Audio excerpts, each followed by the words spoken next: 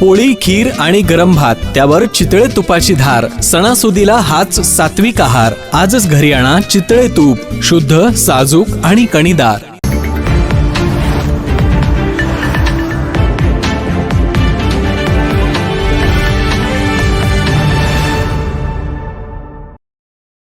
कसबा वळवे तालुका राधानगरी येथील प्रथम रामराव इंगळे यांची गुजरात अहमदाबाद येथे आयोजित 10व्या पॅरा बोशिया राष्ट्रीय स्पर्धेसाठी निवड झाली आहे.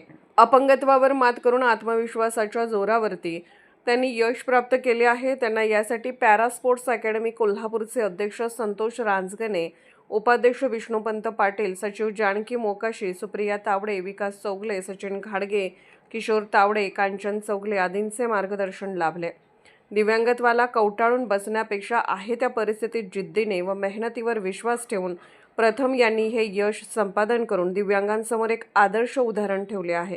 सोशल मीडिया व पॅरा स्पोर्ट्स अकॅडमी कोल्हापूर यांच्या मार्गदर्शनाचा पुरेपूर अभ्यास करून हे यश मिळवून या स्पर्धेत भाग घेणारा कोल्हापूर जिल्ह्यातील पहिला दिव्यांग खेळाडू बनण्याचा मान मिळवलाय.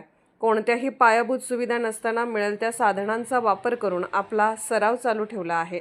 योग्य त्या सुविधा, मार्गदर्शन व संधी मिळाल्यास जिल्ह्यातून बरेच खेळाडू तयार होतील व भारत देशाचे प्रतिनिधित्व करतील असे मत प्रथम यांनी व्यक्त केले.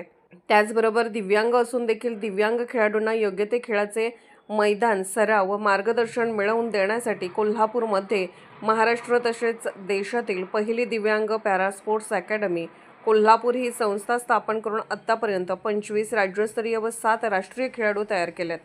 कोणतेही प्रायोजकत्व नसताना स्वतःचे दिव्यांग पेन्शन व स्वतःच्या कमाईतून ही संस्था दिव्यांग खेळाडूंना सराव देत आहे. याबद्दल पॅरा स्पोर्ट्स अकॅडमी कोल्हापूर यांचे मनापासून धन्यवाद असे मनोगत व्यक्त केले. त्याचबरोबर ज्या दिव्यांगांना खेळात भाग घ्यायचा आहे त्यांनी प्रथम इंगळे व पॅरा स्पोर्ट्स अकॅडमी कोल्हापूर यांच्याशी संपर्क साधावा असे आवाहनही प्रथम त्यांनी केले आहे. कोल्हापूरहून दर्पण न्यूजसाठी स्पोर्ट्स प्रतिनिधी अनिल पाटील. निर्भीड बेधडक बातमीसाठी दर्पण न्यूज चॅनलला लाईक करा, शेअर करा, सबस्क्राईब करा. मुख्य संपादक अभिजित रांजणे, दर्पण न्यूज.